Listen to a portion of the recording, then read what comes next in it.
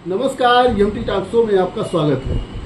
चुनाव चाहे विधानसभा का हो, लोकसभा का हो या जो है किसी संस्थान का हो, चुनाव आयोग का रोल जो है बहुत ही अहम होता है।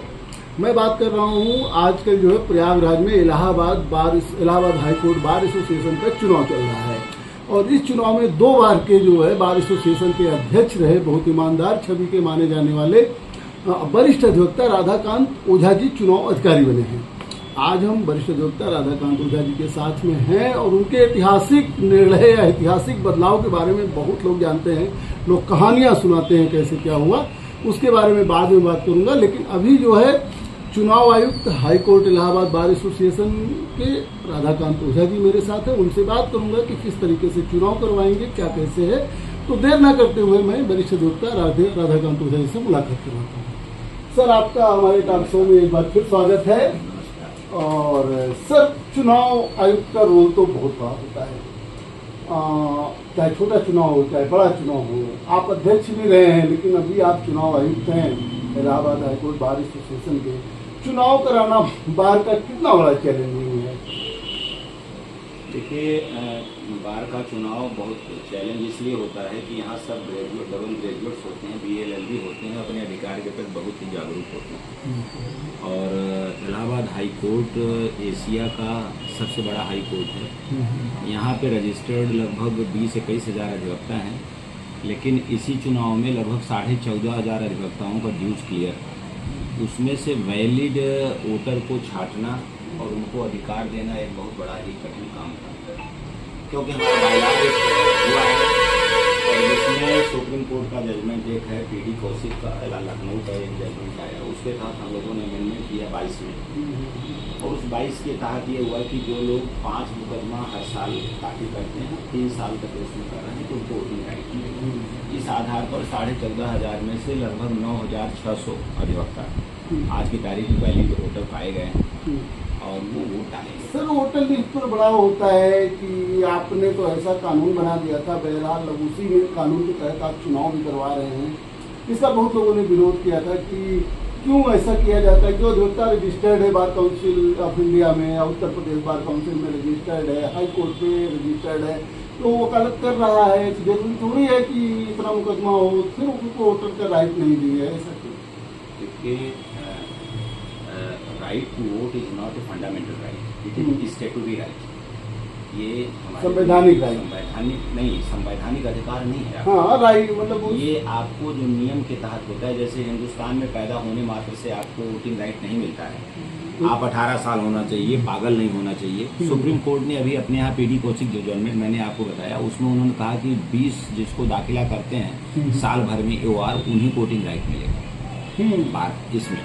और इसी प्रकार लखनऊ बेंच ने 10 लोगों को कहा कि 10 जो अगर मुकदमा साल भर में दाखिल करते हैं तो उनको मिलना चाहिए। ये इसलिए किया गया है कि ढेर सारी सुविधाएं बार एसोसिएशन देती है अपने मेंबरों को। अब आपके यहाँ लगभग आप देखेंगे अधिवक्ता के नाम पे बार काउंसिल में रजिस्टर्ड हो जाते हैं। तो अभी कल परसों आपने जजमेंट दिया है कि वो प्रॉपर्टी डीलिंग का काम कर रहे हैं, बिजनेस कर रहे हैं, धंधा कर रहे हैं, नेतागिरी कर रहे हैं। अब तो ऐसे लोग जो हमारे यहाँ अगर आ जाएंगे तो हम वो बेनिफिट्स कैसे दे पाएंगे, वो हमारे बारे में कैसे अगर पदाधिकारी हो जाएंगे वोटिंग राइट करेंगे। ये हमको बार के अंदर वकीलों का चुनाव है, जो भी वकील हमारे यहाँ काम कर रहा है। और ये बताइए, अगर साल भर में वो 5 मुकदमा भी दाखिल नहीं कर रहा है तो वकील कहलाने लायक कैसे? कितने वोटर हैं? हमने अभी बताया कि लगभग 9,600 के आसपास वो फाइनल लिस्ट बनी है। अभी इसमें कुछ घटने बढ़ने की नहीं, कोई घटने बढ़ने की नहीं है, जो का कोई करेक्शन। महिलाएं कितना होंगी?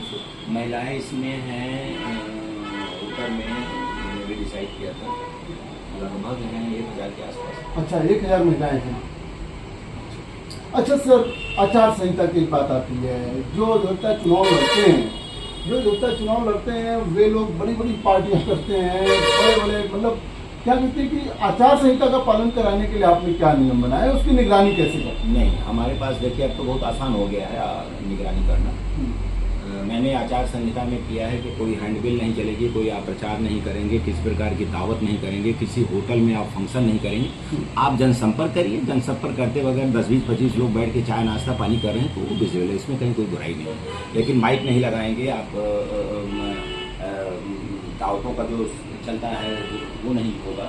गैदरिंग आप इस लेवल में नहीं करेंगे कि उसका ये पता चले समाज में जाए कि ये नेतागिरी हो रही है। बाहर का चुनाव में बाहर के लोगों के बीच में रहना चाहिए और इसकी निगरानी ये बहुत आसान हो गया। अब तो इलेक्ट्रॉनिक है, आपका जहाँ भी कुछ हो रहा है 2 मिनट के अंदर हमारे पास व्हाट्सएप पे आ जाता है और उनको मैंने बता रखा है और आपको बता दूं, आपके माध्यम से बताना चाहता हूँ कि अगर अंतिम दिन तक मुझे पता चला किसी ने ये फंक्शन किया है तो मैं उनको उस राइट से डिलीट कर दूंगा। उनको अगर हमारा नॉमिनेशन कल परसों फाइनल, आज फाइनल हो जाएगा, उसके बाद मैं उनको वोटिंग के पहले तक उनके नाम मैंने जो लिस्ट बनी है नॉमिनेट उसके नाम से, जिस दिन मतदान होता है उसके 2 दिन पहले तो बहुत ढेर सारी जो है पार्टियां होती हैं, सारे गार्डन सारे वो सब बंद हैं। इस बार आप देख रहे होंगे पूरे बार एसोसिएशन में कोई पार्टी नहीं हो रही, चाय नाश्ता पानी करके बाहर में। उसका कारण क्या है? पहले बाहर के लोग होते थे उनके लिए होता था, आज हमारा हाईकोर्ट कैंपस का हो गया है और उस कैंपस में चुनाव हो रहा है, इसलिए आज की तारीख में हमने और बीच में लोगों ने, आप देखिए चारों तरफ होर्डिंग हट गई है, बैनर्स हट गए हैं। कुछ लोग लगाए थे, मैंने परसों उनको नोटिस दिया कि आप नहीं करेंगे तो नॉमिनेशन आपका रिजेक्ट कर देंगे, उन्होंने सब हटा दिया है। आज की तारीख में हमारे सब पढ़े लिखे अधिवक्ता सब मान भी रहे हैं, मतलब आचार संहिता का पालन 100% हो रहा है, कोई कठिनाई नहीं आएगी। सब बाहर पढ़े लिखे पढ़ाई से करेंगे और मैं फिर से आपको बता दे रहा हूँ, अगर लोगों ने किया तो लास्ट डे तक उनका नाम उस लिस्ट से नाम हटा देंगे। वोटिंग राइट्स मैंने वोट एज ए मेंबर काट दिया। मतलब बार एसोसिएशन के चुनाव आयोग के रूप में टीएन सेशन का जो है वो एग्जाम्पल स्थापित करेंगे। नहीं, देखिए टीएन सेशन नहीं है हमारा। एक वकील अगर बड़े लेवल में पैसा खर्च करके अध्यक्ष 6 साल के लिए होता है तो हम उसकी ईमानदारी की उम्मीद कैसे कर सकते हैं? यही समाज का भी पार्ट है जो नेताओं के लिए भी है। अगर कोई विधायक 1 करोड़ 2 करोड़ 4 करोड़ खर्चा करके, जनता को भी सोचना चाहिए। अगर ऐसा नहीं होगा तो आप उससे ईमानदारी की उम्मीद मत करें। अच्छा सर, टोटल कितने प्रत्याशी हैं अभी तक वैलिड रूप से पाए गए हैं, अध्यक्ष और महासचिव? टोटल सब पदों पे 199 अच्छा हैं और शायद 11 12 शायद अध्यक्ष पे हैं। हमारे पास डिटेल आ गया है लेकिन इस समय याद नहीं है। ऐसे ही 12-13 सेक्रेटरी पे हैं, अन्य पदों पे। टोटल 199। अच्छा सर, नियम आपने बनाए थे पदाधिकारियों के वोटर के लिए, तो आपने नियम बनाए थे या नियम है बार एसोसिएशन के चुनाव में? पदाधिकारियों के लिए क्या नियम है? अध्यक्ष के लिए कौन चुनाव लड़ सकता था? वहाँ उसमें है कि आपकी इतने साल की प्रैक्टिस होनी चाहिए, इतनी आपकी फाइलिंग होनी चाहिए, तो सब वेरीफाई किया गया है तो उसके हिसाब से उनको दिया गया। पर्ची भी खारिज हो नहीं पड़ता है। अच्छा सर, बार एसोसिएशन का जो चुनाव आयोग है, चुनाव कराने की जिम्मेदारी है, आप लोगों ने खर्च की लिमिट क्या रखी है? 50 लाख 1 करोड़ रुपया लोग खर्च करें? कोई नहीं, 30-50 पहले वो खर्चे आते थे।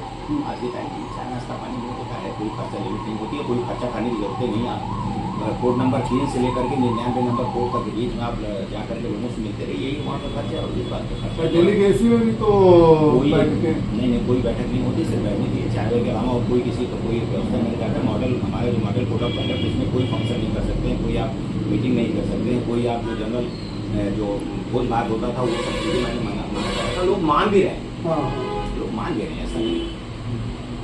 अच्छा सर, कम वोटर है इसलिए ज्यादा जो है? नहीं, कम वोटर कहाँ है भाई? पहले तो लोग इतने विधायक होते थे, अब 9,600 से ज्यादा वोटर हमारे पास है, तो कम वोटर कहाँ है?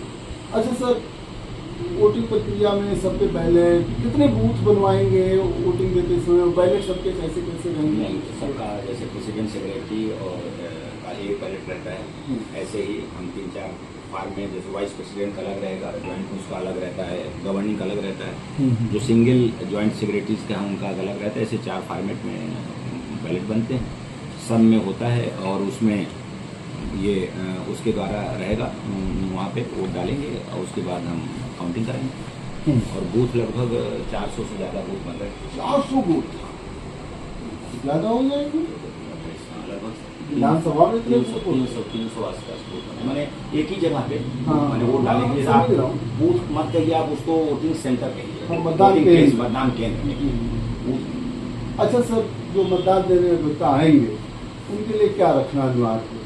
बार एसोसिएशन का कार्ड रखेंगे और आएंगे अपना आधार कार्ड या किसी और? नहीं, हम सब लोग एक दूसरे को पहचानते रहते हैं, ऐसा कोई थोड़ा बहुत कम। अब तो जो मैंने व्यवस्था कर दी है, सारे अधिवक्ता हमारे बीच के रहेंगे, 1-2% कहीं इधर उधर थोड़ा हो, नहीं इधर वैसे रहते हैं, तो सब पहचानते हैं। सुरक्षा के लिए कितनी फोर्स? नहीं, सुरक्षा की पूरी फोर्स रहेगी। पुलिस, मैं रजिस्ट्रार को रजिस्ट्रार हमारे जो रजिस्ट्रार जनरल हैं उनको इन्फॉर्म कर दिया जाएगा। वहाँ पूरी CRPF रहेगी, पुलिस रहेगी, और एंट्री पॉइंट पे पुलिस रहेगी, एग्जिट पॉइंट पे पुलिस रहेगी, जो हमारे बैलेट पेपर्स रहेंगे वहाँ पुलिस रहेगी, जैसे पहले रहती आज रहेगी, सुरक्षा रहेगी।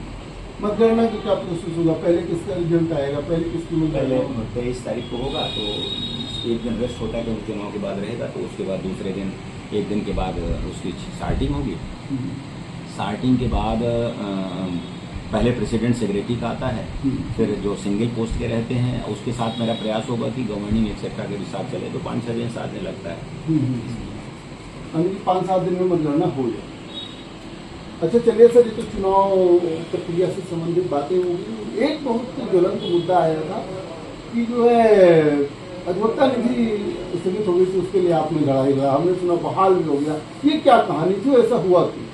ऐसा था कि हमारे यहाँ 2022 से अधिवक्ता नीति लागू हो गई थी। लखनऊ में लोगों ने साल भर पहले अभी अधिवक्ता नीति लागू, लखनऊ हाईकोर्ट वहाँ पे एक मिसलेनियस पिटीशन थी जिसमें ऑब्जेक्शंस आए। उस ऑब्जेक्शन में इस इशू को लिया गया, तो इलाहाबाद हाईकोर्ट बिना सुने हुए लखनऊ बेंच ने लखनऊ और इलाहाबाद के लिए और इलाहाबाद हाईकोर्ट दोनों के लिए उन्होंने इसको समाप्त कर दिया कि रजिस्ट्रार को कह दिया कि नहीं हो सकता है जो अधिवक्ता नीति का। तो हम लोग उसके अपील किए उस आर्डर को, और अभी 3 तारीख को उसमें आर्डर हो गया। सुनने के बाद कोर्ट ने कहा कि नहीं, हमारा आर्गूमेंट विशेष ये था कि ये अधिवक्ता अधिवक्ता हमारा एसोसिएशन है, हम अधिवक्ता एसोसिएशन वाले मिल करके, वकील लोग मिल करके कंट्रीब्यूशन, कंपल्सरी कंट्रीब्यूशन स्कीम है ये।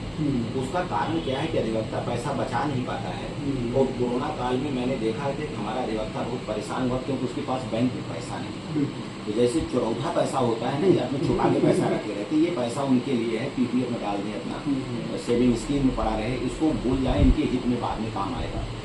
छोटा कंट्रीब्यूशन हर एफिडेविट के साथ उनको कंपल्सरी किया कि आप इतना पैसा 475 रुपया जमा होगा, और वो वहाँ से हो गया है। और आज एल्डर कमेटी ने उसको कंसीडर किया और पास हो गया। कल से पुनः वो स्थापित हो गया, कल से पुनः निधि का पैसा आने लगा।